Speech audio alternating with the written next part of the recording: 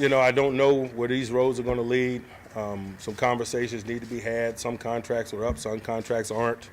I'm not ready to discuss that at this point.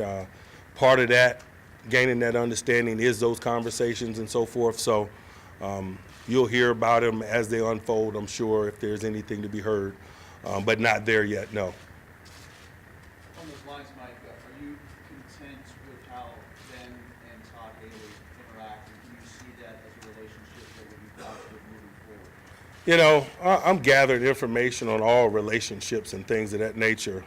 That's what this assessment is about. So I'm not ready to state opinions about the nature of any of our relationships, whether I'm assessing it in terms of what transpired or what's going to transpire moving forward. That's the process that I'm in right now.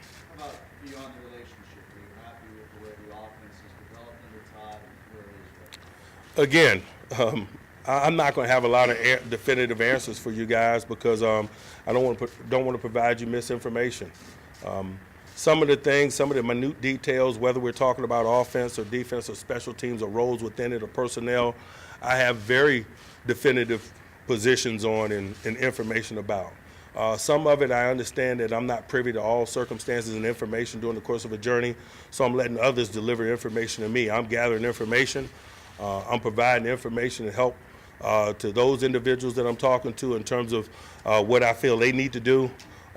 It's all a good process for me, one that I take very seriously and look forward to learning and gathering. So some of these things I'm just quite frankly not going to be ready to talk about in real strong ways at this point. What's your criteria that you use in evaluating?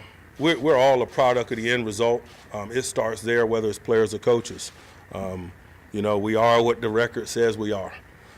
So it starts there, but then it's also, your will, players and coaches. What are you willing to do? I know what you're capable of, or I have a pretty good assessment of what men are capable of. But what you're capable of very rarely defines you in this business.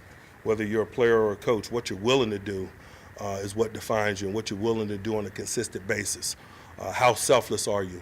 How willing are you to put our goals and agenda in front of anything that might be on your checklist or to-do list? So, those are general things that I assess all people that put their hand in the pile with, whether it's players, coaches, or support personnel, training staff, equipment staff, medical staff.